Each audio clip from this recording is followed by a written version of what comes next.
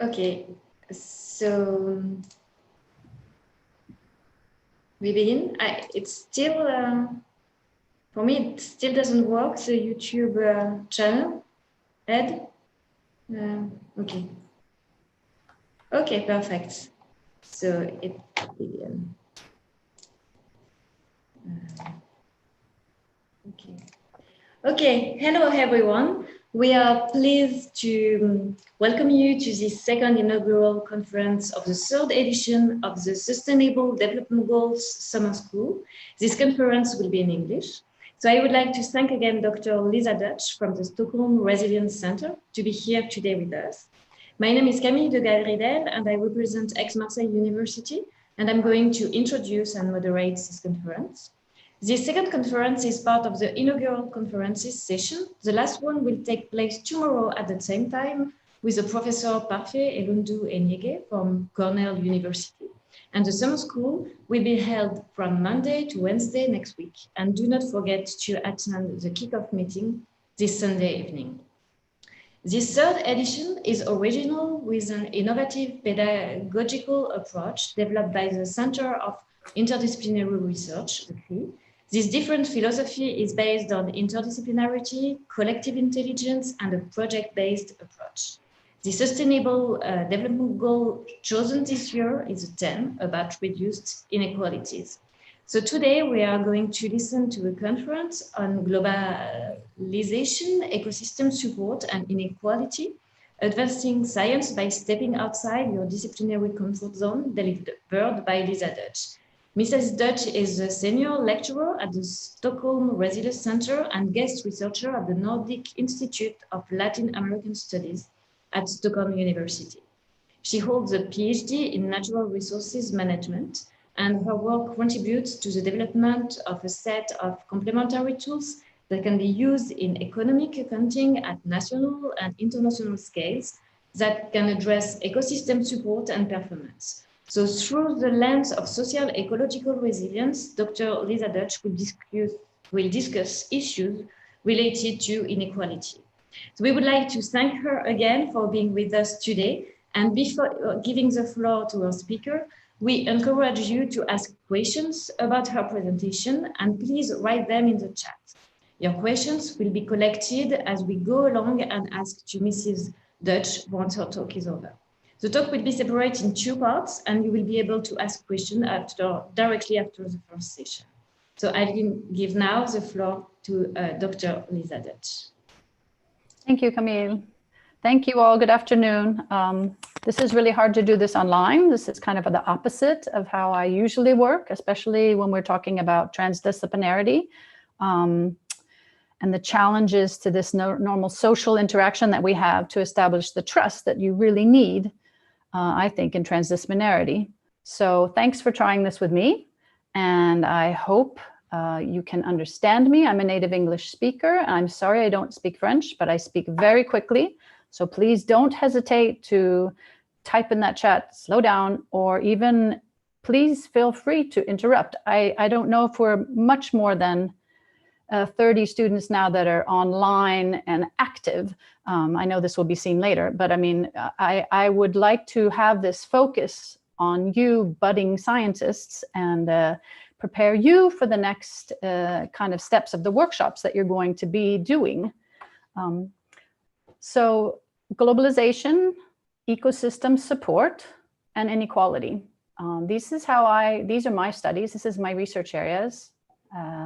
And this is what I want to talk to you today about. I'll give you a little quick rundown on my multidisciplinary background, which Camille actually already kind of mentioned. And then I want to talk to you about worldviews. And I want to mention the idea of resilience, the approach that we use at the Stockholm Resilience Center. And then, yes, we'll have some questions and some self-reflection and take a break, because this is a forum where I know it's hard to sit. I've done this for days now, looking at a flat screen, but I want you to think about it and close your eyes maybe and walk around a little bit. I want to talk about disciplinarity, because I want you to think about your disciplinarity or multidisciplinarity or transdisciplinarity or interdisciplinarity, all these, as far as how you do your research and how we can advance science by thinking of, in this case, we're focusing this time on inequality and how we can use multidisciplinarity or our own disciplinarity to step maybe outside of our comfort zones and approach problems differently. And then I'm going to give you some examples of my own research with this globalization and ecosystem support as the basis in Latin America, because that's where I've done almost all of my research. And then we'll wrap up again with questions. So anytime, interrupt. And here's a visual summary of my work that it's actually a painting. My mom's an artist, and she painted this Mother Earth with these little packages just floating around and around and around. And this is what my PhD thesis was about. It was in natural resources management at the Department of Systems Ecology. But I started out as an undergrad in Latin American studies. And I also have a master's in business administration and MBA in international marketing. And I've worked in the business world in Venezuela and basically my research is problem-based, and it's about how trade enables the use and movement of resources anywhere on the planet, like this picture. These little packages, resources are floating around and around and being moved around through trade. And I look at ecological effects like biodiversity, but I mostly focus on social-ecological effects. I'm going to try to define that for you, how it's very different.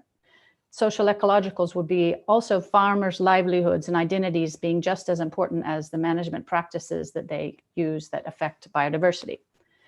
My research is mostly focused on inputs to livestock, whether or not this livestock is on the land or in the water.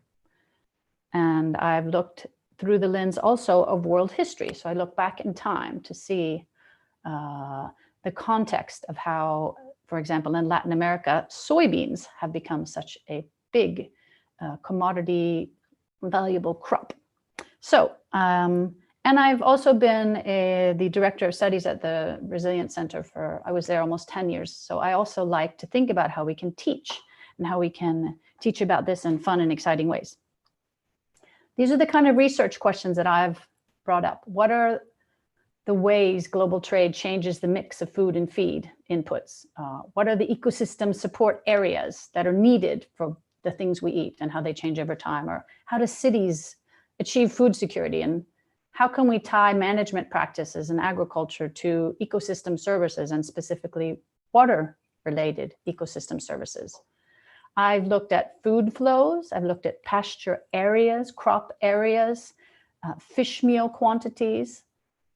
I've looked at national levels, city levels, and I've used interview methods, causal loop diagrams, and the quantifications of water-related things. So these are the kind of questions and studies and cases and methods that I've used. I'm also, I just wanted to give you, I gave one of these as an example there's an article about globalization and fish meal, and I'll mention that today if you want to read further about that.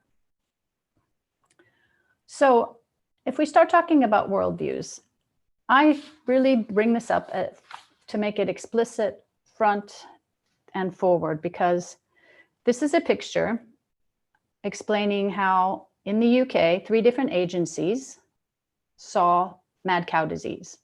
These are 3 different agencies that have their own view, their own worldview of the problems. And the way your worldview is going to affect what you also see is a problem. What you see, how you should approach it, which research questions you're interested in. It affects how you see the world, whether or not you see nature at all, what really matters to you, what's important. So, I mean, like I said, it could affect what you ask even as a research question, how you gather your data, how you interpret your data, and even how you maybe write up your data. So your worldview is incredibly important to what problems you see even as problems. I know this may seem incredibly obvious, but I want you to really reflect on that, especially now before you go into your next sessions of work together, that you may have a worldview that someone else doesn't have. It may share a different worldview. It's not to say that your problem is less or more or better or right or wrong. It's just that if there's 3 people in a group talking about this problem, the mad cow disease in the middle, and all 3 of you have very different perceptions. It's not that you're necessarily wrong, but that you need to get together and maybe get a more holistic view of what is going on. And we could use, it's just a simple example. This is my favorite example, of course, it's food. And it's about, for example, what do you think is important to you? So if you think about food and think about worldviews, you can think about what you prioritize in your food choices.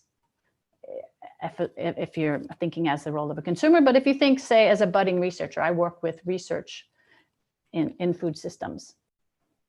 Will you be looking at food production, whether or not it's enough so that everyone can have a fair and equal share? Or will you be looking at that it's affordable? Or will you be looking at making sure that farmers have enough? Or will you be looking at the fact that the countryside needs to be filled, or actually that it should be, it's promoting urbanization? Will you be looking at through the angle of climate change, through the angle of obesity or pesticide residues?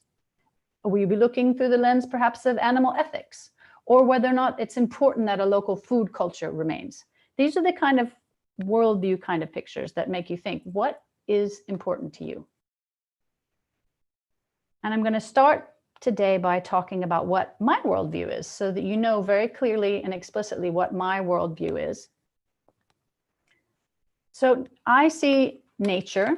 So there's 4 points that I want to bring up, and then I'm going to relate them to why these are the basis for resilience thinking or resilience approach. So there's 4, the 4 views that I have is that nature is our base. We talk about 3 pillars of development often: economic, social, and environmental. And I say that nature is a base, and I'll explain that a little more. The second one is that the systems we have today are coupled systems, that humans and nature are one integrated system. I also think, in my worldview, is that we humans now dominate the planet. And there is now a new term for a new geological era that's actually proposed called the Anthropocene. And then the last but not least, that the dynamics in these systems are characterized by thresholds, and that thresholds exist. We cannot just expect all the interactions to be of a linear nature. So this is my first basic, very basic worldview, that we don't have a triple bottom line, as some of you may be familiar with, that at the end of, say, a business income sheet, that you have the economics and the social and the environmental, which you can turn this way and talk about what we talk about, the 3 pillars of sustainability. I don't think those 3 pillars are equal. I think that there is a hierarchy of support which supports human development. And I think that nature is the basis of this. It's the most fundamental: the soil, the water, that we have nutrients, that we have animals, that we have biodiversity. I think that is the basis of the next level, our society, that there needs to be a functioning natural resource base for the social system, which is laws, regulations, trust, culture. For those to work, we need a functioning natural resource base. And that we need a functioning social base for the economy to work. So this is a hierarchy. It's a very different way. This is my subjective, my normative approach to how I see problems and how I approach, in my world, prioritizing what I think can and should be done, or what I can recommend as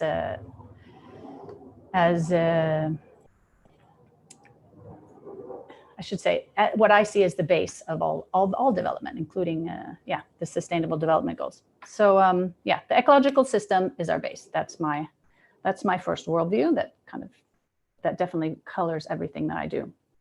The second one is that I see humans and natural systems as coupled. I do not, yes, nature is the base, but humans have been, and for thousands of years, changing nature. When the Englishmen arrived in Australia, it was already transformed into a gentleman's garden, as they said, for thousands of years, the native people there. In aquaculture, I see that for 10,000 years ago, Chinese and Amazonian societies have been doing aquaculture, which is like livestock in the water. They're fish farming, basically. So, and especially food production systems where I work in, those are definitely transformed, co-evolved natural and human systems. So humans have always shaped nature, and nature has always shaped development of human societies. I don't support the ideas of having separate parks and separate views of the economy as separate from nature and resources as something separate that we can just use as when humans see fit. It's a coupled view. And I do think, however, that things are coupled differently now, though, this coupled ecological systems. And you can particularly think of it in the terms of connectivity. For example, the pandemic that we're experiencing now, we've had pandemics before, but this is really happening really fast because we're very highly connected today. It's faster pace of spread than we ever saw before. And one of the reasons we have this is travel. One of the reasons we have this is trade. And the systems, this coupled social-ecological system also has another characteristics now, which is what we call the Anthropocene. It's that we are at a global level now. We are a big humanity on a small planet. So we are now reaching what I think is an issue of natural capacities. For example, not just local fisheries, but global fishery levels, for example. And that would lead into the third one, where I say that I believe that we now live on a human-dominated planet. And there were 3 studies that showed me this, and I'm going to show you these 3 studies. And this was the first study, these were the first studies that really cemented for me, because I think we're the first generation, the first time that humans on this planet really realized that we humans are affecting processes at huge scales now. For example, this is the first one I saw back in the 90s. And this showed that humans are now modifying all the major processes on the planet. Land, air, water, nitrogen, plants, birds, marine fisheries, all these processes have been affected.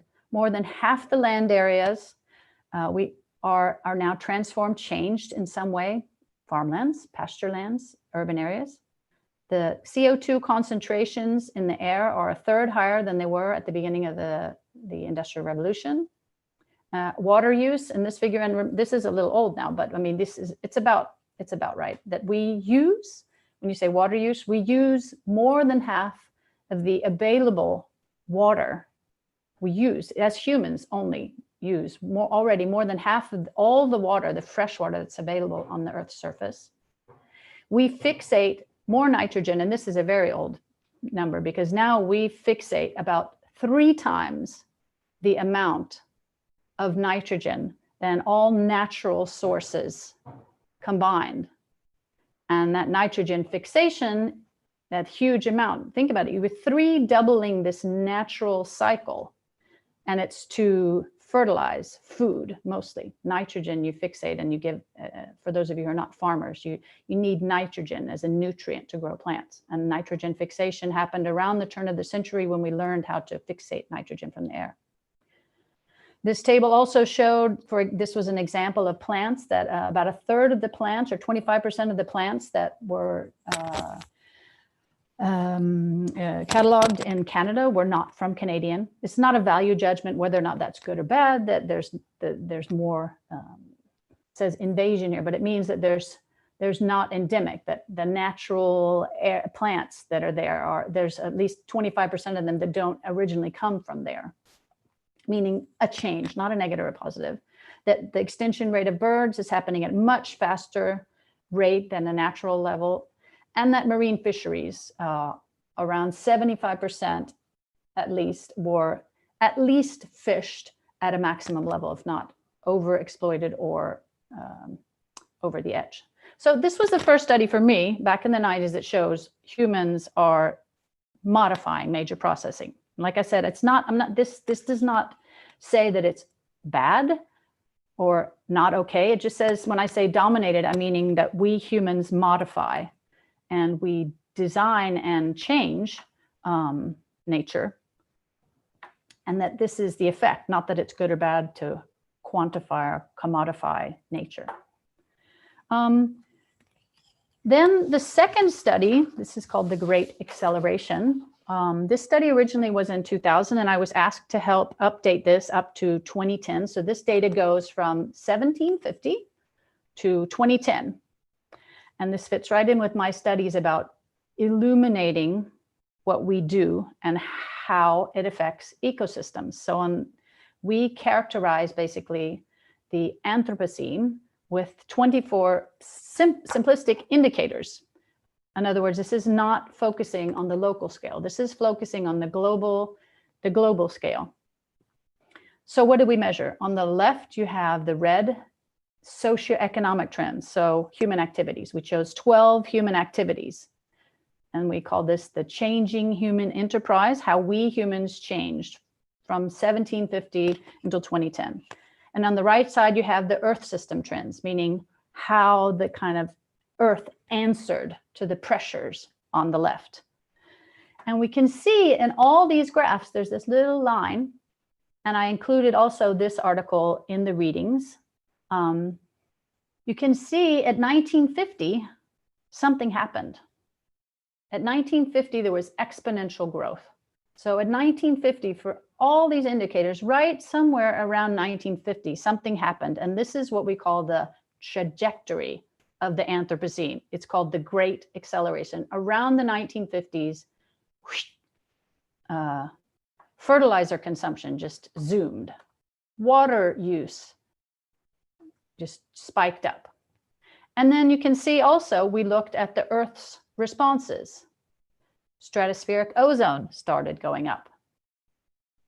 Coastal nitrogen started going up. Ocean acidification started going up. Levels of methane, nitrogen, and carbon dioxide in the atmosphere. Tropical forest loss, domesticated land areas, biosphere degradation. So we see this trajectory and this same pattern happening in these, all 24 of these graphs and these indicators. And if we look at perhaps, well, I see perhaps some slowing, perhaps something now that's happened. You can see that here, for example, in marine fisheries, the curve has not continued up. The curve does not continue to accelerate. But that curve in this case means that since around sometime in the late 1980s, we have not been able to catch any more fish in the sea. So I wouldn't argue that it's a case that we're fishing less. I would argue that it's a case of maximum catch. And I would say that's the same perhaps for land areas as well. There's some unexploited, unusable areas left, but most of the real good domesticated land, we're starting to reach our limits. But here for ozone, this was actually a direct result of the Montreal Protocol. So this is a success story. So we see that definitely reflected in the graphs here of the Great Acceleration, the planetary response to our actions. And we may even see this as well. This kind of, we see a leveling off of the curve here for large dams because there's no more large dams being used. But we do see a leveling off of fertilizer consumption. And we do see that that there's less fertilizer being used worldwide. I think we can also see a dip in 2008, but it basically but fertilizer has leveled off somewhat.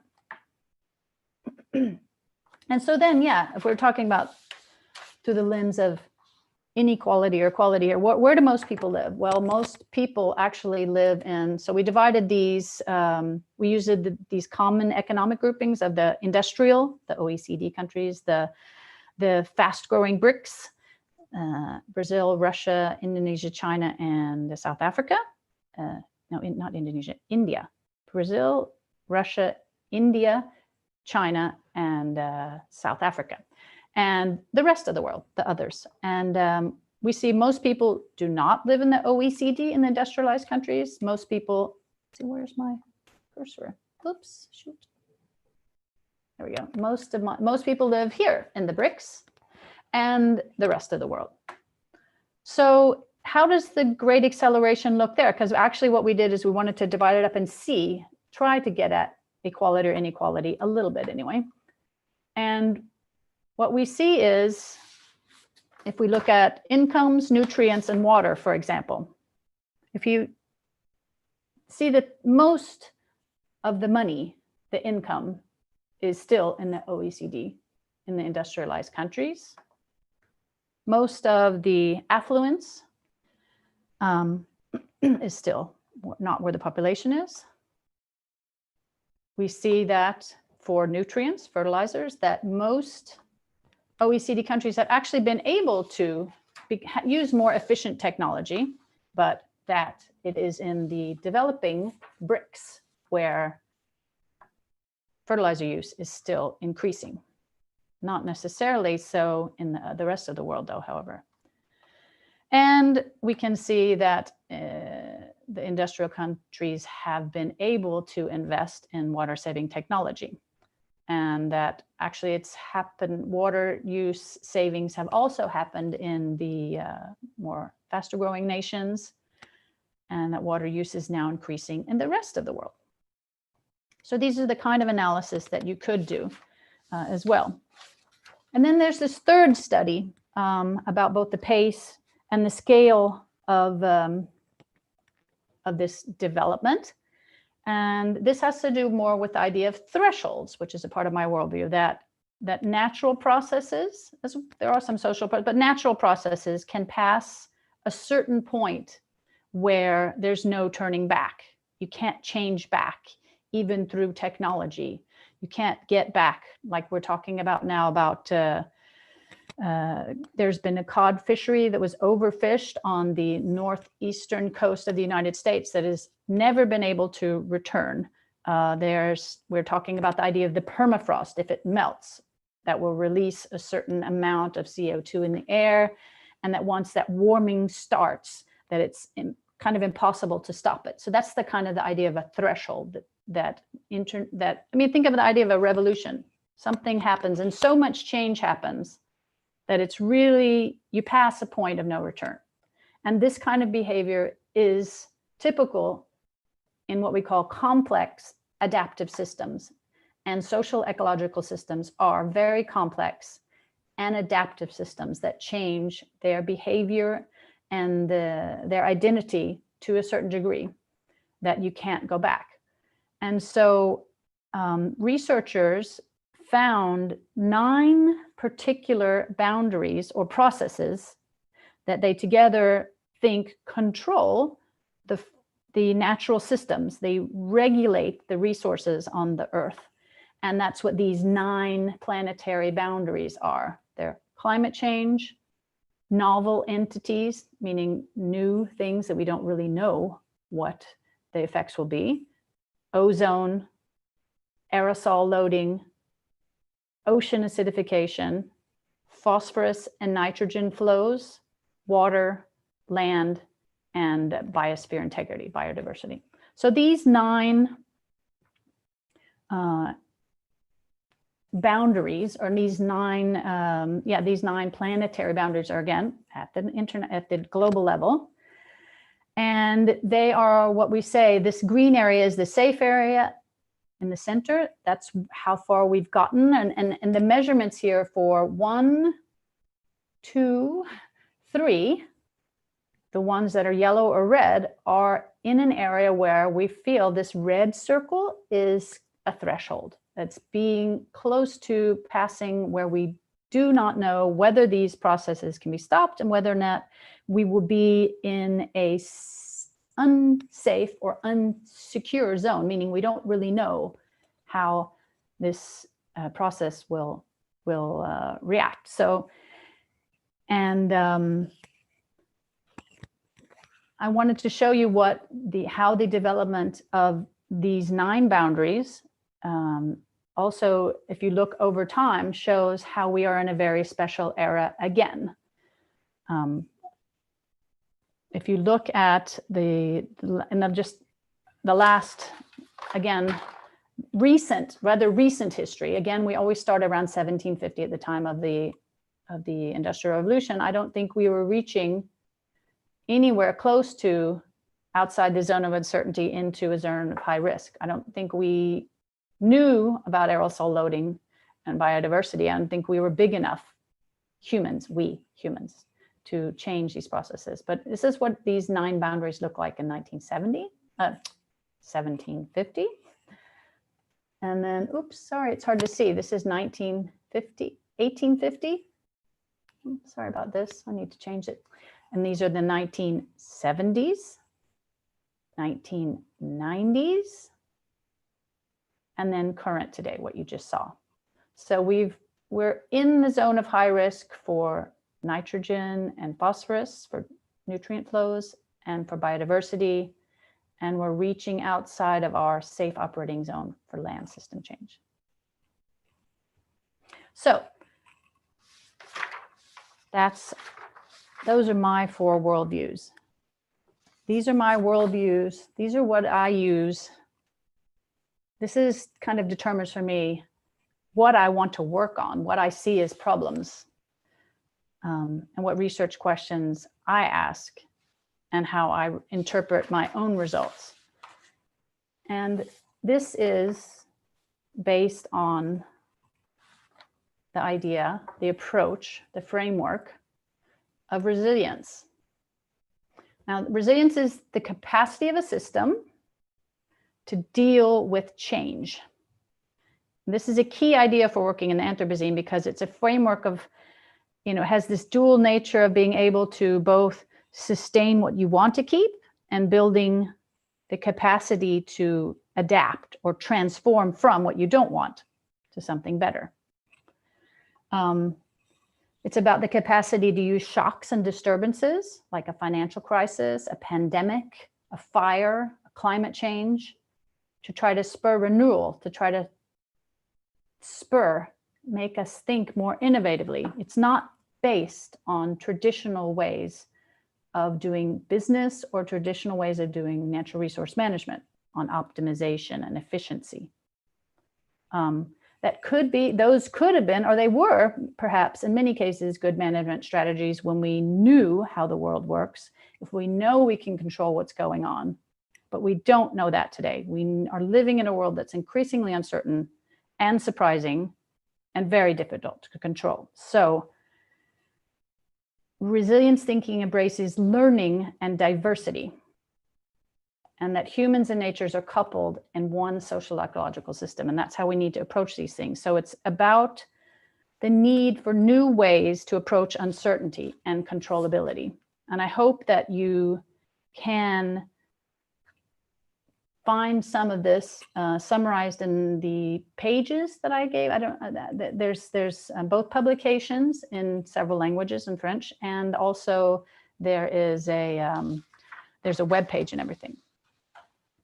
So I wanted to stop now, and I wanted to give you a chance to digest all this, perhaps, think about it, and give you the chance to ask questions, and then ask some questions, and I want to ask you a question, and I want you to think about it and write it down. So technically, how can we proceed? Camille, moderator and Ed, the technician. Do we have Hi, questions? hi, Lisa. Hi. Yeah, you can, if you, sorry, you can ask me the question and I can put it in the chat if you need. You talking to me or the audience? No, I'm talking to you because you say that maybe you want to ask them a question. Well, that would be kind of an exercise that I would like them to do, to take a little break after sitting and staring at this screen for a while. Would you like to, I think it would be nice if the questions are fresh in their minds for them to, if you have a question right now, please ask the question now. I have a question, in fact, so you talked about the 9 planet boundaries, and so do you have an idea of what can be the novel entities? Because you... Right, oh, sorry, yes. So the novel entities could be anything like new pesticides, for example.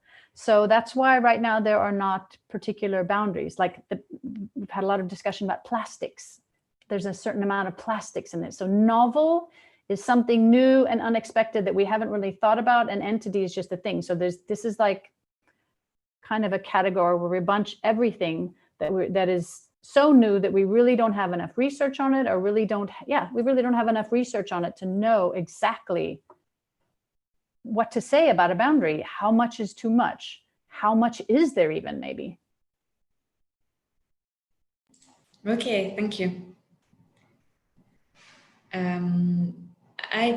We have a kind of a lag, so yeah, I have no question right now, but so do not hesitate to ask questions. And we'll have nearly 30 participants today, so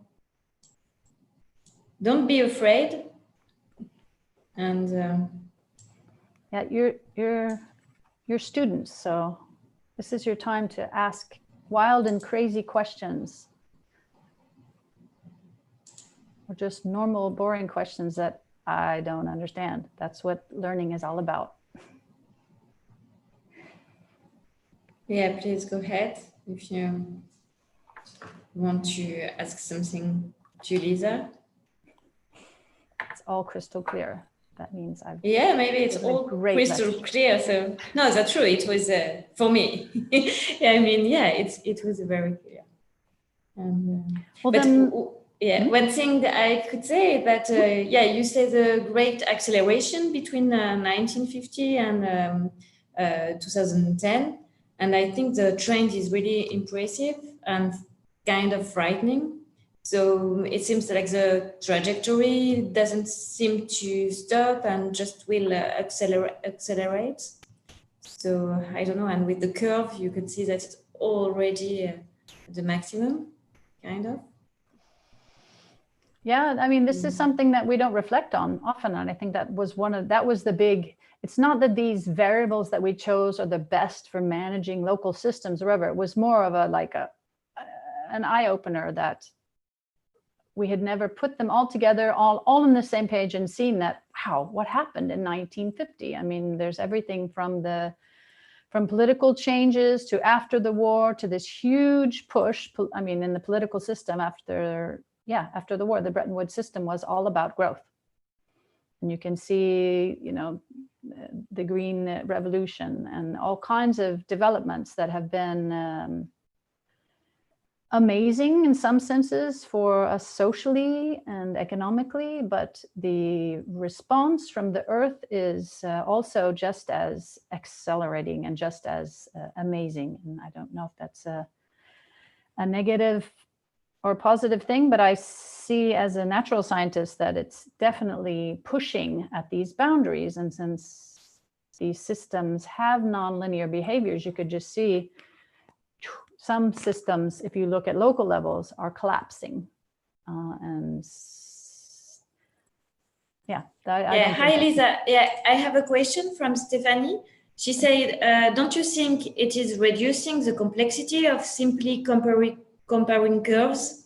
And she gave an example, comparing curves of population growth and water. We know that the water consumed in the BRICS or developing countries is widely used to produce consumer goods consumed in OECD countries. Absolutely. Great point. Good for you. No, that's absolutely right. You need to trace it back. So the great acceleration graphs are just what you said. They are only, they're just for illuminating this relationship on a global level. Once you start, we broke it down just to see in the bricks, but just like you said, the footprint of production is there in the bricks. It needs to be maybe traced back to consumption to answer a totally different question. Good for you. Yes, I agree that it is totally simplifying it, and more or worse is what you said. It could be totally confusing or not illuminating where the actual consumption is taking place. So who's getting the benefits of these resource degradations? So that's a very, what we would call is a, that doesn't show the unequal exchange that's taking place. Good point, Stephanie. So yeah, I don't know how you want to proceed, Lisa. So maybe I would like us to have the opportunity now, after, actually it's more than half an hour, sorry, blah, blah, blah. I would like you guys to think about yourselves, and really, please take this seriously, and you think about it now, because you're going to go into work next week where you're, like I said again, and I can't stress this strongly enough, when you're trying to do interdisciplinary, multidisciplinary work with other people, how important it is that you are very aware of your own worldview. So I want you to spend 5 minutes, stand up, whatever. We'll come back in what? Can we come back in 10 minutes, Camille, or 15 minutes, or 5 minutes? What would you recommend? I don't know. Yeah, in 5 or 10 minutes. Yeah. In 10 minutes. Go get up, stretch, go get a cup of coffee, whatever it is. But come back and think about, what is your worldview? Or write down as many words that you would use to describe what your assumptions are, what matters to you. Are you a poor student? Are you a optimist? Are you a vegetarian? Are you a realist? Are you an economist? I'm a capitalist. I'm a Marxist. You know, something that makes you feel strongly what matters to you and what drives you to do your research. What are you interested in? You know, what makes you excited about health or something like that. So write down as many of these words and just type them into the chat so we can all see them, and maybe we can compile them somehow. And so you can think about it and know.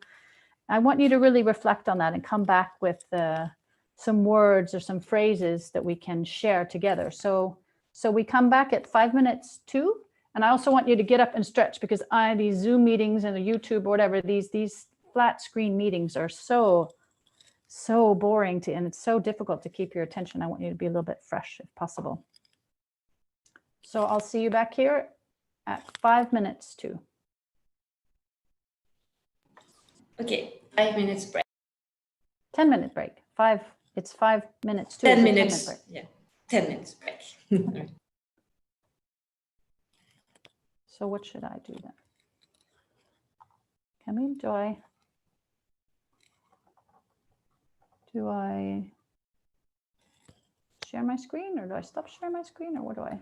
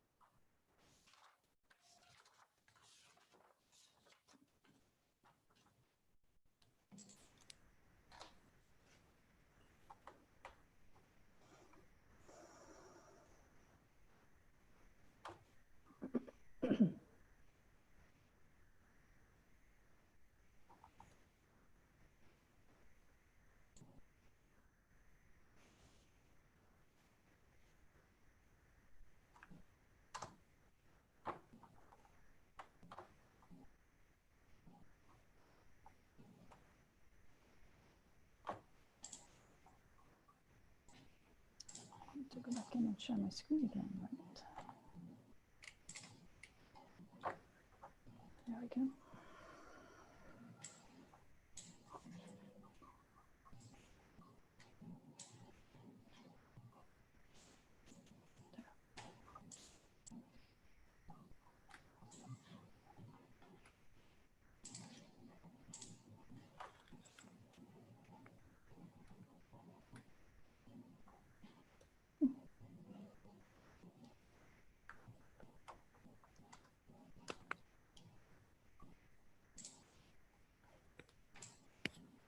Are we back online now? Yeah, I think we. Yeah, we are back on live. And I have a question from Nayang, which said just before the end of your first presentation, he asked, in terms of resilience, what do you suggest to African countries threatened by coastal erosion and the advancing sea to face climate change? Oh, yeah, that was an easy question. What do I suggest to? I mean, as far as resilience, resilience is about both the capacity of the systems itself, the ecological systems, the coastlines, but it's about a combination of how you're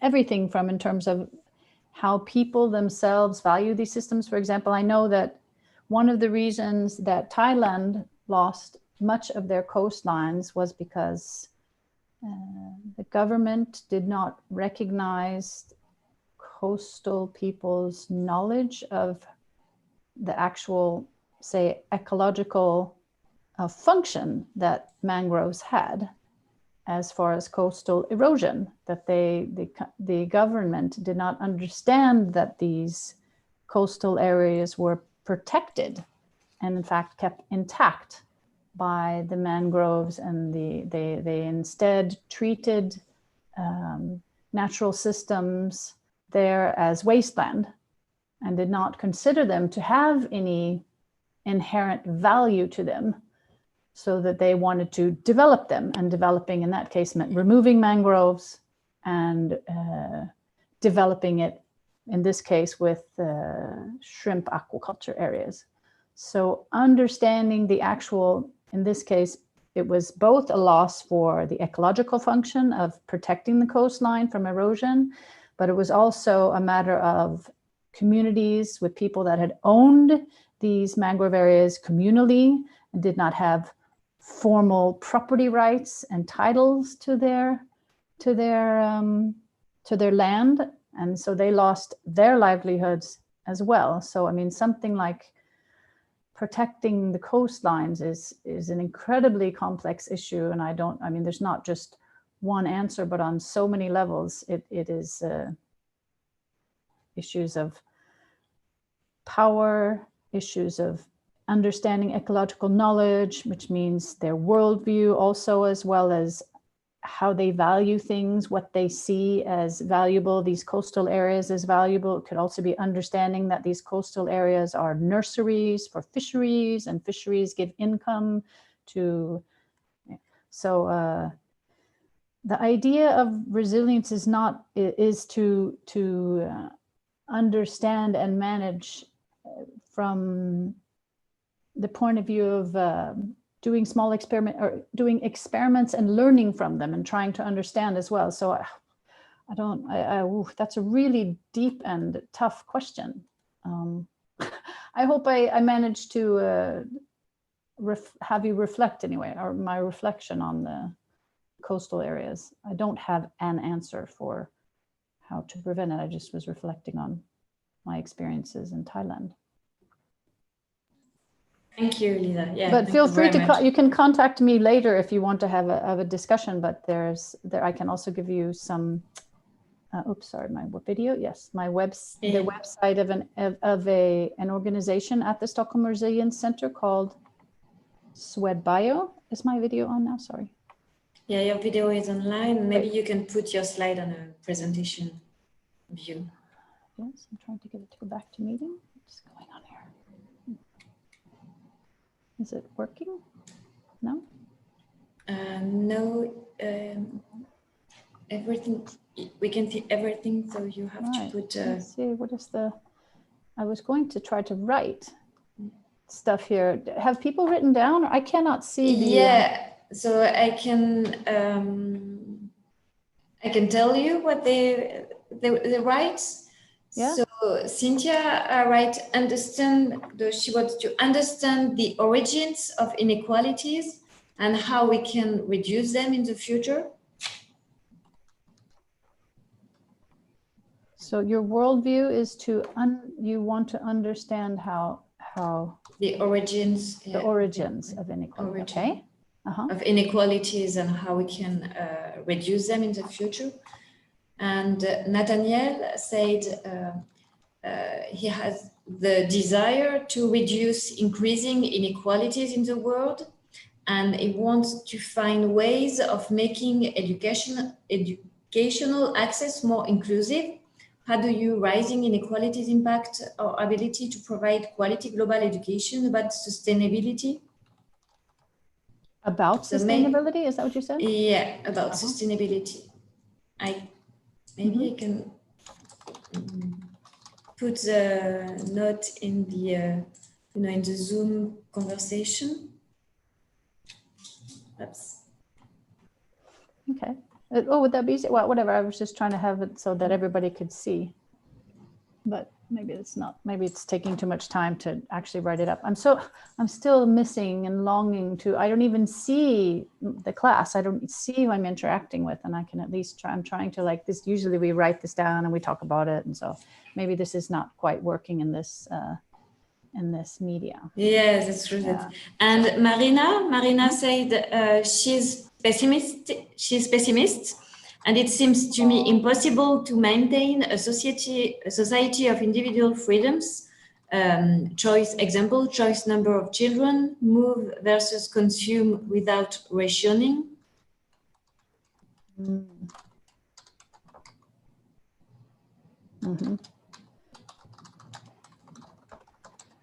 Okay, pessimist, that's tough, yeah. Okay, anybody else wants to talk about, that's good for now, is that, it's hard to force people. You're not stuck in the classroom at me and I can't stare you down and say, but what do you think? Exactly. Okay, well, whatever. I'll get on and move on to maybe then to let's see here. To slideshow here. Use the slideshow there.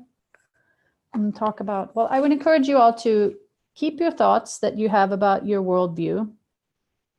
Think about it before. Maybe and after we had this lecture. I don't know if some of you may be very familiar with these environmental concepts that I'm bringing around. Some of you may be very familiar with food already, but a lot of times people haven't thought about it. So maybe think about it before and after, and think about it, like I said, when you go into conversations with other people now, when you'll be entering into conversations about your research and doing research, and you're going to get some research problems or questions that you need to answer together and try to think about it. It's good to have a diversity of approaches, actually, so that your point of view is very valid. So yeah, so to move on kind of to the second kind of challenge that I was talking about, or the idea of challenging you to think outside your disciplinary comfort zone, I guess. I don't really need to. I think I'm going to skip this because I think you kind of understand this is my example of how I present, the Great Balancing Act, and I'm always working on food systems and food studies that we have to have it. We need to produce 60% more calories, and we need to support 70% of livelihoods of the poorest 900 million people. that work with livestock, for example, and we can't keep doing farming and fishing that degrades the environment. So I see these economic, social, and environmental issues and how to get at these challenges through at least an interdisciplinary lens. And I keep saying disciplinarity, and I wanted to just define it clearly so you understand what I mean, because it's not commonplace in most places in the world yet. At this wonderful center where you're now getting the chance to have this lecture and these workshops in the summer school, you will get that. But I said, if you have to, traditional disciplinary ways is usually how you study at a university. So to get at these challenges that we're facing today associated with social-ecological systems, if you had to sum it up in one word, I would say you can do it holistically, or maybe systemically, but holistically. Because I say systemically because that kind of makes you more think of changes that will happen within a system. But basically, you need many types of knowledge to get at these questions. So I think stepping outside of your discipline is actually a necessity. And so there's different levels of disciplinarity. So the first one to the left is your within your own discipline. And the second level is when you bring a group of people together, or disciplines represented by people together, and you see a discipline from the perspective of another discipline. That's you seeing across disciplines. The third circle would be multidisciplinary, when you get people from different disciplines actually working together, each drawing on their own knowledge, but working together to see a problem. They see a problem together. Interdisciplinarity happens when you actually integrate your knowledge and maybe even integrate your methods, and you really work hard to synthesize your different approaches in a productive way to get at the problem, to get at the questions you're trying to answer. And then transdisciplinarity in the research sense is when you actually create a particular kind of framework together that's beyond all these different disciplinary perspectives. So that's the progression from disciplinary to transdisciplinary that is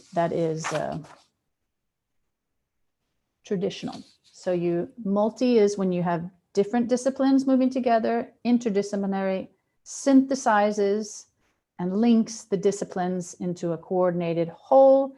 And transdisciplinary is when you move beyond discipline-specific approaches. You can have similar approaches that are used in the same way within different disciplines, and that's fine and that's very important to recognize that as well. But transdisciplinary researchers, that's when you have this common problem and you move and you actively integrate your approaches together. So one way that we work at the Stockholm Resilience Center is by looking at what we call a T-shaped professional. And this is how we view our students in our PhD programs and in our master's programs. That's where we include our master's students as well as part of our research, kind of budding, even more budding than a PhD. But we have these cross-cutting competencies that we found to be very important for becoming a good transdisciplinary scientist. And that's things like communication. We, of course, have our own resilience perspective, but their ability to, of course, think critically, manage projects, work in teams, these modeling and statistics, visualization, these are the kind of competencies that we find that are key to becoming a good transdisciplinary scientist. And we actually have we want students to take from many disciplines and go deep in one problem area and go deep in one system. You have to understand that you have to understand all these many disciplines and that they're there. and that there are many systems there. So we don't just present one type of discipline, but we do require our PhD is in sustainability science, that you do go deep in one problem area and in one system. So that's the kind of approach that we have for a T-shaped professional, as we call it, or a T-shaped student. There is a further complication that I won't bring up too much, but just so you know it, there has been a development recently, and this is for those of you, if any of you are out there or thinking about and are involved with using interviewing, including practitioners, and making this a more applied being more inclusive in your research. The latest development in talking about knowledge is also involving practitioners as having a knowledge that is relevant and interesting to both defining the problems and having relevant knowledge. For my case, especially in agriculture, I would say that farmers definitely have practical knowledge that is very valid. It's very different from scientific. So this is a rather provocative approach that most funding agencies do not recognize yet at all, and a small but growing number of publishers are recognizing. But if you know of the recent IPBS, the International Panel on Biodiversity and Ecosystem Services, this was the first international evaluation of its type to actually fully integrate and include practitioners or traditional knowledge in the process of co-production and analysis and of knowledge. So I just wanted to really quickly just show you the way that I have designed my latest research project. So you don't have to read through all this, you don't have to know it. I just wanted to give you an idea of how I have designed a transdisciplinary, what I'd like to think is a transdisciplinary, at least an interdisciplinary approach to looking at soybeans through world history. So this was our project plan, and we needed some frameworks to organize like the whole world. We're talking about a commodity through time. So we used the food regimes approach, but that's it's a very valid analytical framework to use the history of global capitalist agri-food systems. And then we used a commodity chain approach because that allows us to organize the place and the activities and the relationships in the commodity, in the chain.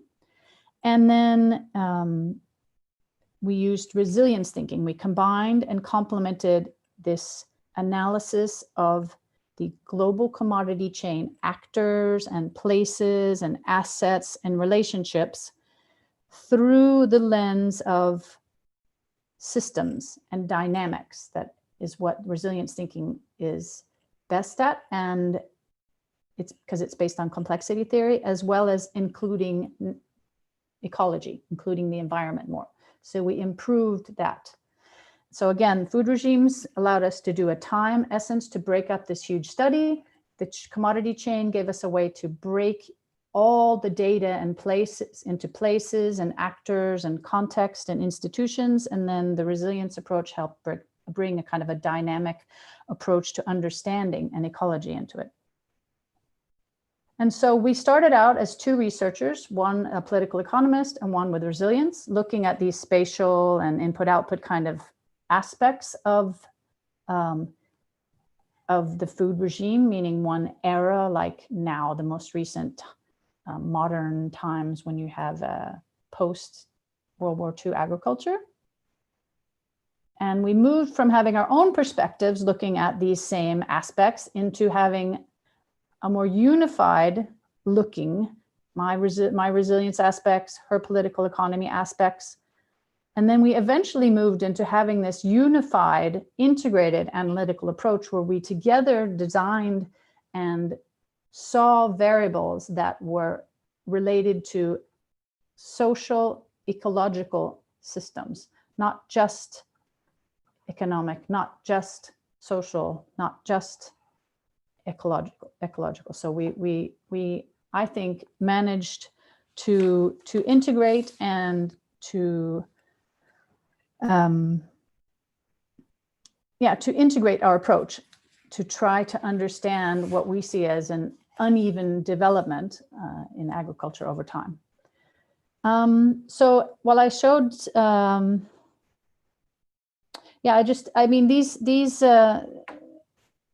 this is just one example of a way to develop an approach that is more multidisciplinary, transdisciplinary. And then I wanted to just quickly show you two studies that have helped me to map and understand systems. And it's nothing, I'm way over time now, so I'm just going to cut it short and just say, look really quickly, just to give you an idea of basically that soybean production is booming all over the world. And to show the flows, I'm going to show you two, one from land, this is soybeans, and the next study I'm going to show you is about fish meal, and to show you how you can actually map and understand flows and systems, flows of natural resources. And I'm looking from the point of view of Latin America.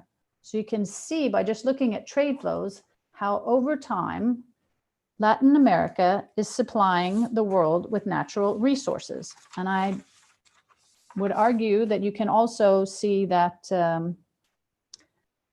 Latin America, for example, in the case of soybeans, more than half of all the soybeans traded in the world come from Brazil, Argentina, and Paraguay, right there. So more than half of the world trade is generated there, and more than half production of the world is generated there. And these soybeans are sent all over the world. Mostly right now, they are sent to China. So they're right there as an exchange where Latin America is supplying the other side of the world with natural resources.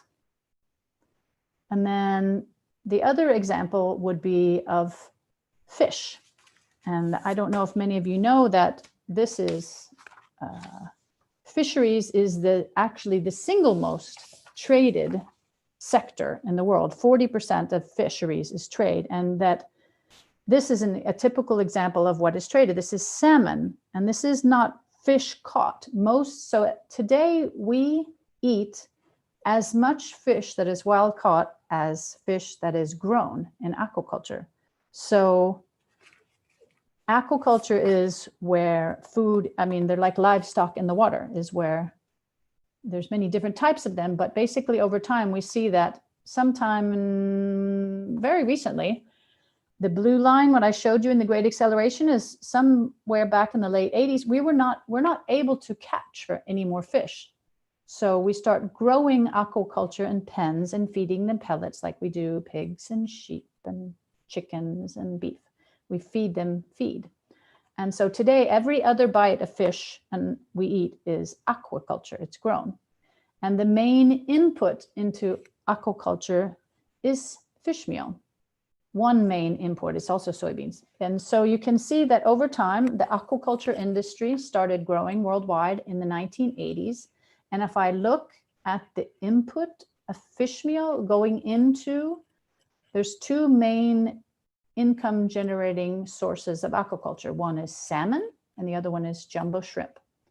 And so I looked at the main grower of salmon, that's Norway. I looked at the main grower of shrimp, and that's Thailand. So if I look here over time, these three maps on the top and the left, they show where in the world Norway is getting fish meal to grow salmon. And we can see that over time, the majority of the fish meal, or a large part of the fish meal, actually it's changed now since 95, but a large part of the fish meal is coming from Peru and Chile. And the same kind of maps for Thailand. So it's a totally different place in the world, not Norway, Thailand. Now we moved to Thailand, they're making jumbo shrimp and they're doing the exact same kind of thing. They're also looking to Peru and Chile to supply them with a main ingredient in their feed, and that is shrimp, fish meal for jumbo shrimp. So these are just two examples that I wanted to show you to show kind of more like the question I got about where this is the first step, where this is the step even beyond showing that there's production in Thailand. This is where's the resource hidden, the fish meal or the soybeans hidden going into, in this case, fish production. In the first case of soybeans, that goes into meat production. it goes to one place, and then where the consumption goes, that's another question. But I was just trying to show you a way of mapping and talking about equality or inequality, or at least a way to trace flows of inequality and of natural resources, because that's what my focus is on: globalization and ecosystem support and inequality. So through the trade system of globalization, I can see that the Latin American ecosystems are supporting all over the world, in Thailand and Norway and China and the US. They're supporting systems for people to produce. And that would be my take on how I help to provide an understanding of a particular system. That's what my research does, because these are basically the kind of research strategies, or the strategies of increasing resilience in the system. So for a person who asked me a question about how to deal with erosion along the coasts in Africa, my answer was kind of related to that you need to understand your system and understand what it provides. But there's also this need to prepare, need to have a capacity in your system to deal with things that you're not expecting, because that is what we're going to be facing now, and to develop a capacity to change. And then I wanted to leave you with a kind of a slide to think about the definition of resilience, because I think often resilience is used as something that it's good per se. And I would say that in a lot of the cases of some of these unsustainable systems, it's not good that they're resilient. Maybe overfishing a system has been very resilient.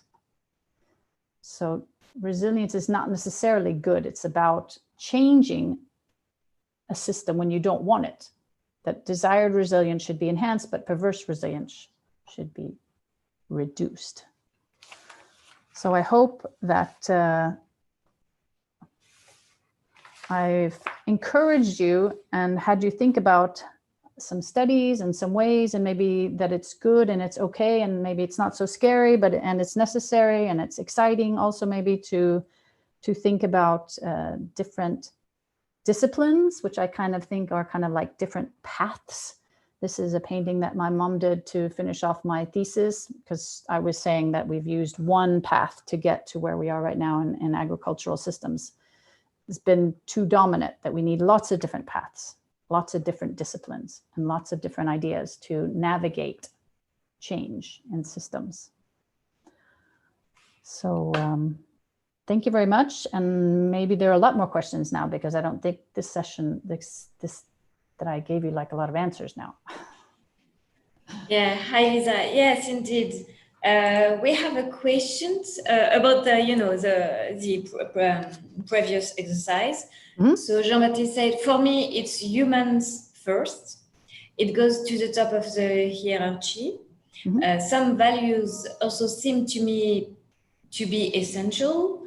Those of freedom, innovation, opportunities for all, and responsibility. Is that you said this is Jean-Baptiste? This is someone saying this is their worldview, that that's how exactly. They feel. Right. Yeah, exactly. Yep. Okay. And they say, I'm quite optimistic, and I think that through incentives we can change human behavior and make people responsible rather than through prohibition. Also give people. So this person, is this the same person, or is this a different person now? It's the same person. So this person would like to give people the right to choose themselves and give them a freedom, not force. Yeah, not force. Mm-hmm. Yeah, not. Mm-hmm. And he says that I believe that innovation can be the key to meeting many challenges. Mm-hmm. So. Oh, it's such a shame. I want to like respond and ask, but how about this and but how about that? But that's not working. But okay. Thank you very much for sharing. Thank you. There's also another question about the T-shaped professional. The person said, in fact, for the T-shaped professional, lots of competencies are needed. So are you sure that you can be deep enough in one competence? Is it not a drawback, this T-shaped competence? No, I mean, that is professional? No, I think that's definitely, there are definitely drawbacks. And let me see, I was going to show, I have another, we have discussed this because I mean, and there's actually an article that our PhD students wrote up about that they were worried about the risks and benefits for researchers and stuff when you are not an expert in just one way and one space and one discipline and method. It can be very difficult, especially, I mean, even in just choosing which method is right for you.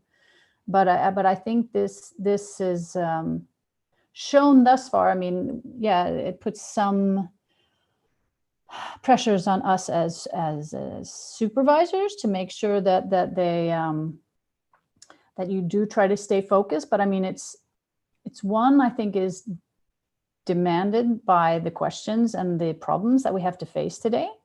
I think that it is encouraging students to come with very creative approaches to problems, I think. But I think that we gain a much richer picture of the problems. But yes, there needs to be a lot of room for discussion, and it does take time. But I think that you should not be afraid of it. I think that well, you can see here what we've come to the conclusion of after talking about these risks and benefits for research and future careers.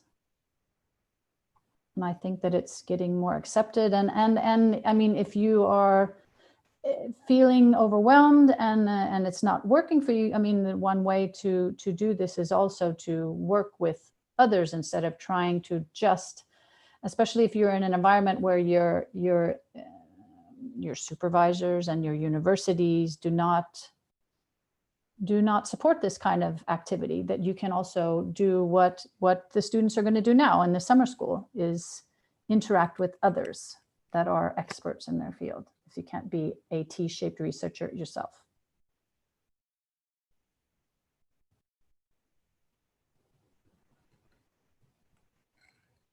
Hello? Yeah, sorry, I cut my mic. Yeah, okay, thank you very much. I'm waiting for questions, so do not hesitate.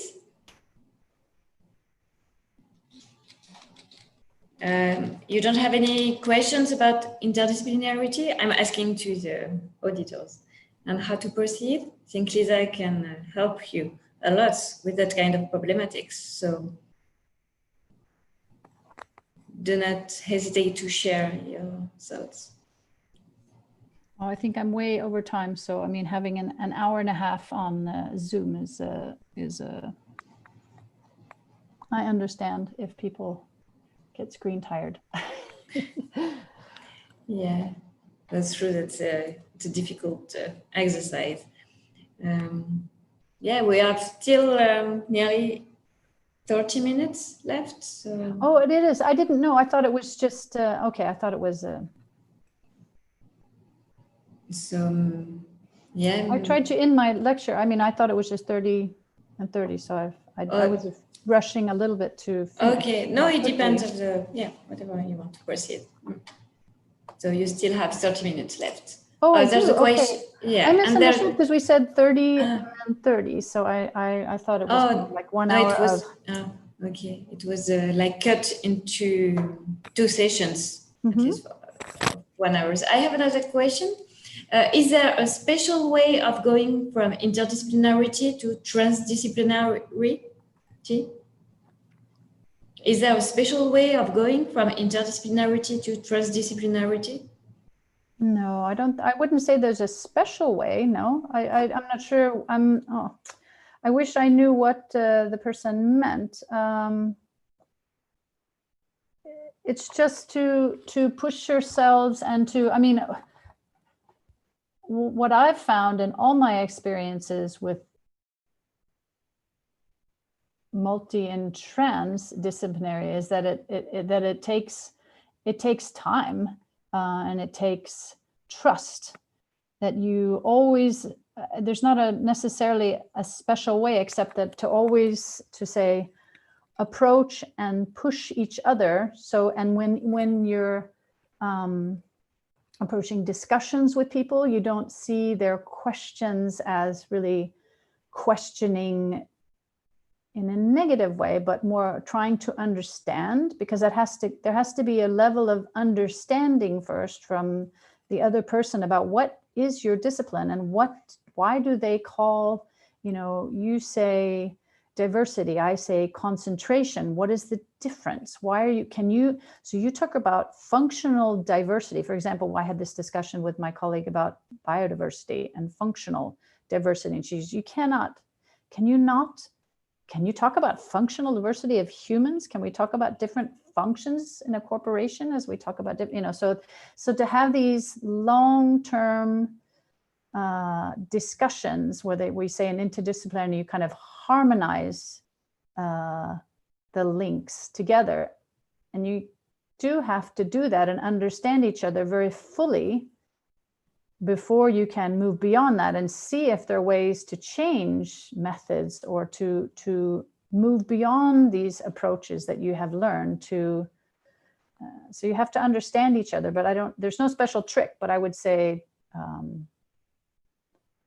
gaining trust of each other and knowing that the other person definitely has something interesting to say. And I mean, you're welcome to agree, but that's where or to disagree, but that's where the interesting stuff is. Why don't we agree? I'm assuming that you're saying something that's very interesting and either I don't understand you or I don't agree, and we need to figure out why, because that's maybe where the interesting stuff is that needs to be resolved so that you can move beyond each of your disciplines.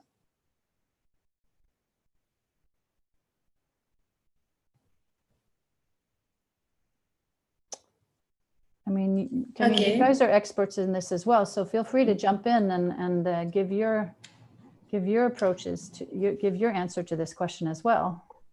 Yeah, that's a very good question. And in fact, I have not a perfect answer to it.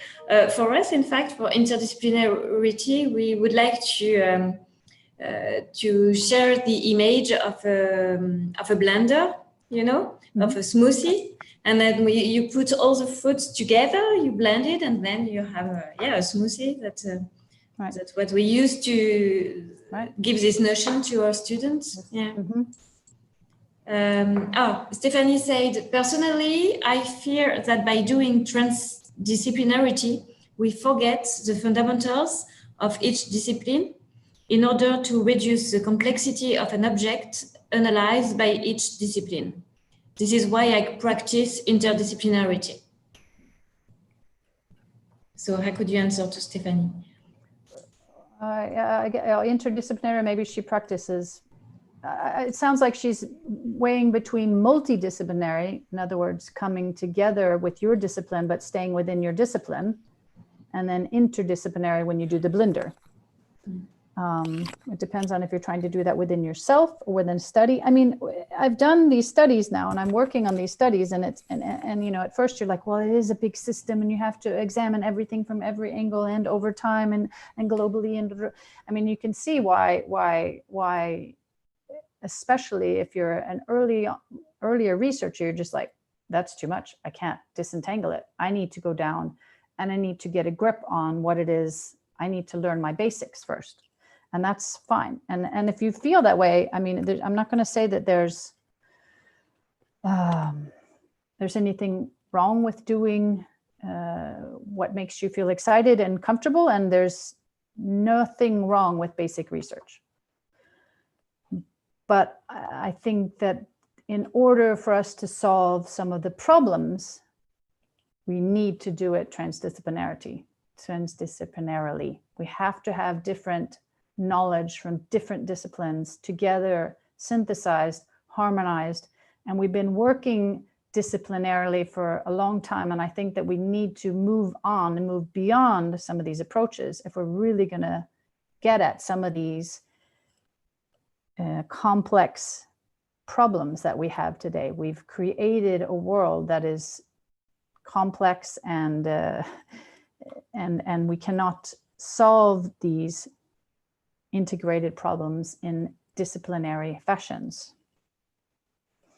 But on the other hand, some of the work that I depend on to be able to do syntheses or be able to do is based on basic disciplinary studies. Especially, I'm coming more from a natural science background of someone who's looking at a particular, say, life cycle of a particular species only to understand how they reproduce or how the chemicals work in their brains, things like that, medical issues, certain things. So basic research is also needed. Thank you.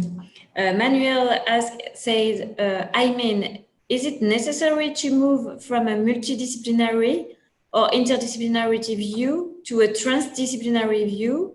Or would you recommend to adapt the perspective according to the research you are working? I can repeat if you want. Yeah, no, I'm just saying, yeah, I mean, of course, yeah, if you're not asking a question that requires a transdisciplinary answer, then no, you don't need to be transdisciplinary. I was taking it, here's my assumption, I was taking it for granted that the questions that we're trying to answer, I mean, on inequality, are going to be the kind of questions that really require us to move beyond discipline approaches. Inequality has to do with so many issues. So that's where but if you are asking a question that doesn't require that, and then I don't think it's needed. I don't know, what do you think? Camille, what do you think of that? Yeah, they say that it's difficult via this YouTube chat, that's true. And Stephanie said that she was just thinking about transdisciplinary masters who can know the methods of hydrology, atmospheric physics, sociology, and economics, for example, and at the same time have all the knowledge and skills required for each of these disciplines. No, I hear you. I guess we have designed a master's, for example, if you want to look on the Stockholm Resilience Center homepage, you can see the courses that we've designed where we, as our Stockholm Resilience Center, have put all of our heads together, and we've revised it several times too, the whole program. And we have a program manager where we basically, when Miriam and I developed it, at the center, we put together a series of workshops where we asked everybody to come with we did inventories of what are all the methods you used. And actually we're going to come out with a book fairly recent. I can show you. It's going to come out this year, hopefully, about methods to do social-ecological research. And we put our heads together and said, okay, we have 1 year to give students an education in what we think matters from only our research institute perspective. And we just made a decision for the students. These are the studies you need to know. These are the skills we've decided that you need to know. These are the methods that we're going to present to you. You have to know what causal loop diagrams are. You have to know what ecosystem services are. You have to know what value, and we decided that as the masters, as the center. And we spent a year developing a specific program or it's been more than a year because we had several other programs before that we integrated, into one program. But anyway, so we've spent a long time for us designing it. So it's not that you as a master's student would be expected to pick them. we give you everything, and then you're expected to pick for your master's thesis out of this, toolbox and of skills and methods, what you will use to answer your research question for your master's thesis. But we definitely have narrowed it down quite a bit. Okay, there's no new question right now. Lisa, would you like to develop one particular point of or about your presentation? Or No, I we don't have think 15 minutes left.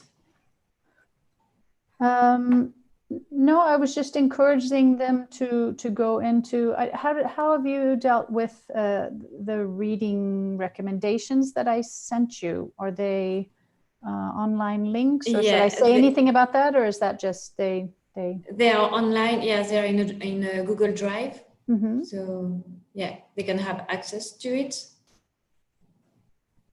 Right. So I don't know what else to talk about. I mean, this is.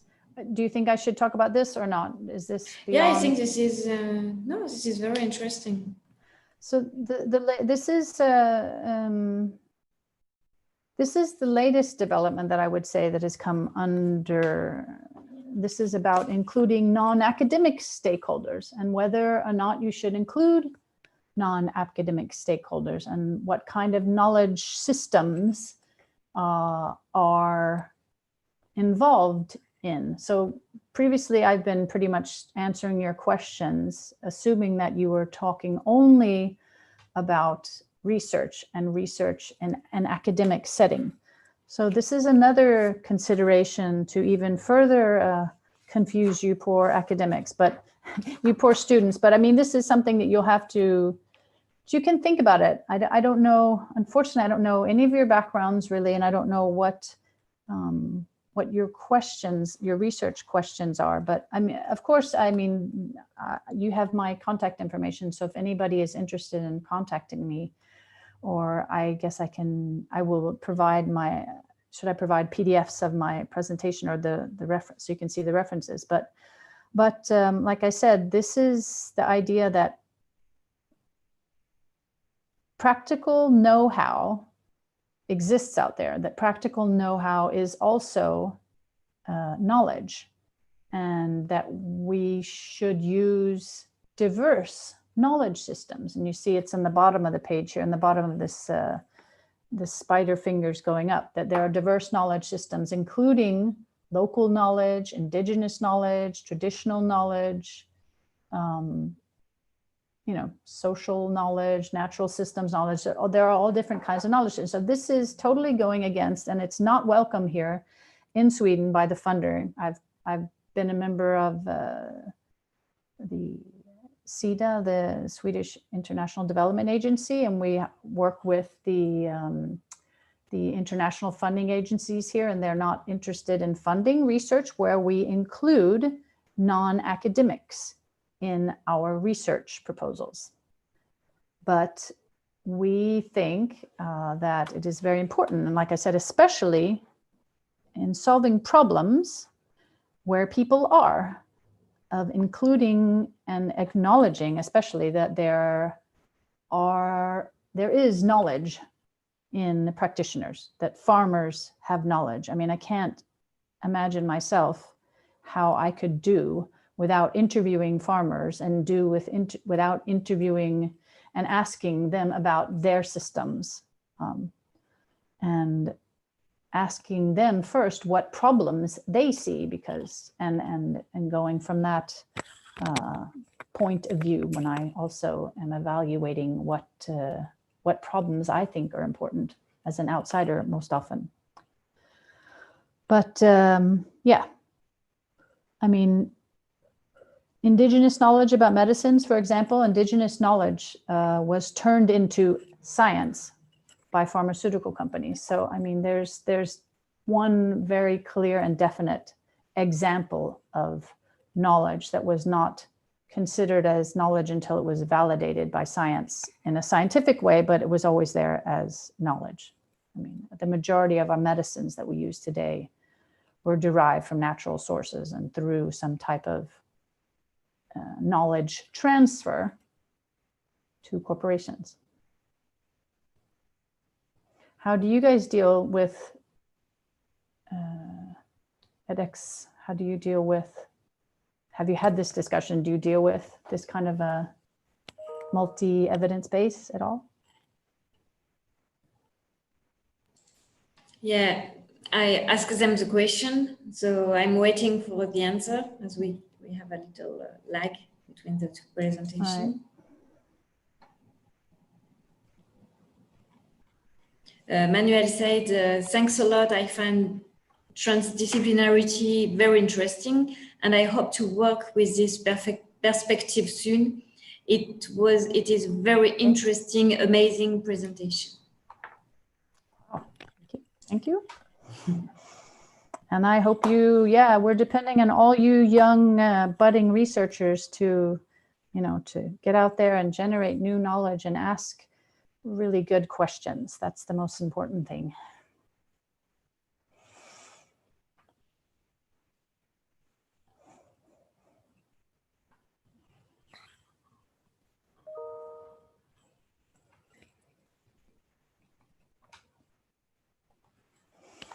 I don't know what else. I don't, if there's any other, there's no other, questions that I have. I mean, I think I don't want to start bringing in more topics, I think, now.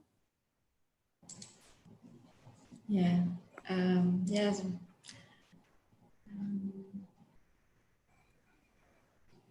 Because I asked them, in your research, how do you think you can include non-academic stakeholders? But I think for example, in marine fisheries, you can ask the fisher or some, right.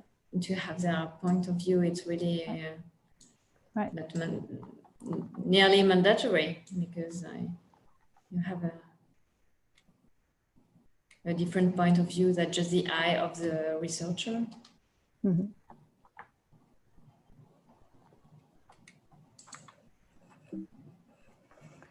Mm-hmm. Yep. Oops. Manuel said, there's a case about Houdia and traditional knowledge of the San community of Africa about a drug developed to treat alimentation disorders and diabetes. Mm-hmm.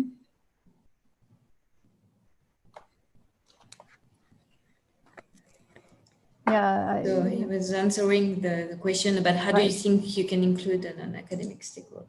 Yeah,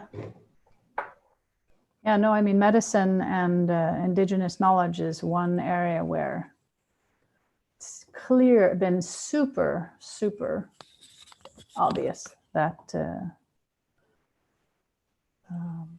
that there's other sources of knowledge that were a key to figuring out the medicines that we use today, and to not acknowledge that knowledge was there in indigenous systems. I mean, that's wrong. Yes, there's some questions. So Manuel said, in which an institute research took the San community traditional knowledge in order to start the research and development.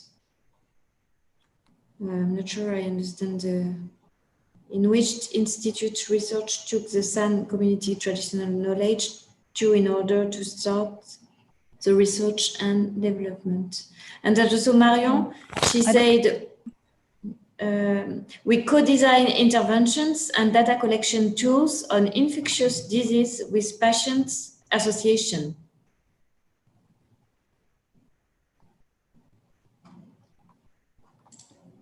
I'm sorry, is that a question? She said you could invite. Yeah, she said we co-design. Co-design. They co-design. Yeah. They do. Yeah, they do. That's fantastic. Exactly. Okay, so because she's then working with infectious diseases. See, I don't know the backgrounds of these people. Yeah, I excellent. suppose. Okay. Oh well, I just happened to excellent. So this is already. I would say that this idea is also very, very evident in medicine, especially with nurses and doctors as well. And that what I've understand, and I don't know, so I'm very interested in hearing that, because it's obvious that. There's a certain amount of knowledge in medical practitioners that are practitioners. They're not researchers, but they have an immense amount of knowledge. Yeah, exactly. And Marina said, I will present my research to non-academic stakeholders and take their feedback, definitely. So. Oh. Mm-hmm. Right. I mean, that's the idea of both informing each other and keeping each other, getting this enriched picture, as it's called in this picture, to generate new knowledge. And then you decide how far back in the process do you go, including the knowledge holders as a part of your expert, group to co-produce even the problem definition. But I mean, having this kind of the co-design is this wonderful. That's the first step, and then actually presenting with and getting reflections from practitioners. That's key to get this, to have a joint analysis and a joint evaluation of the knowledge generated by her work. Excellent. And Manuel, he precise because so he said. About the SAN community, he said at the end, the research institute shared the revenues of its patent with the SAN community, but after some discussion about it.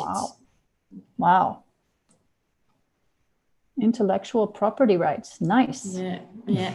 It's a very good initiative. Very nice. And Cynthia said that her research will include field investigation.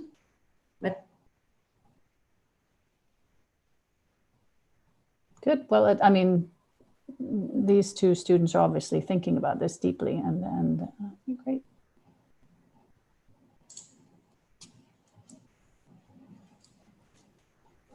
It sounds like you guys have an exciting group of people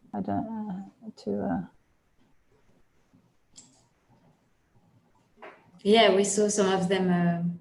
I think maybe all of them on Monday, and they were very motivated and interesting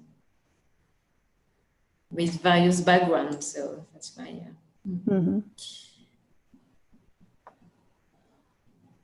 And I will say that it's very interesting what you just talk about. Thank you. I think it's exciting. I don't know if anybody else is working in food, but that's what makes me happy. So, yes. And don't forget that, all of you students out there, you need to try to stay true to what makes you happy too. I mean, yes, you have to have a job and all that, but I mean, it makes research so much easier when you just can be your little happy nerd self and dig into everything from viruses to carbon levels to sitting and transcribing hours of interviews to all that, when you're really digging in with something that you love. Don't forget to ask yourself each time, so am I really going to want to spend 4 years doing this? Yeah.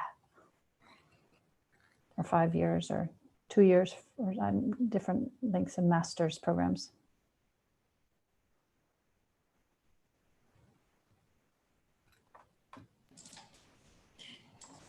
Yes, exactly. So the time was nearly finished. So I'm waiting for some more questions. Do you want to add a conclusion, Lisa? Or? I think my last slide was kind of my conclusion, which is encouraging people to have many paths and many different ways are needed. And this kind of, let me see, go back to my mom's painting of the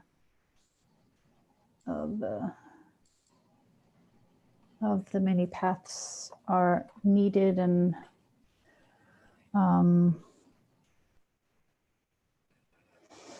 Yeah, because I mean, it's about navigating, it's about change. Change is the way that systems work, both in social and ecological and social-ecological systems, and to present different options and to present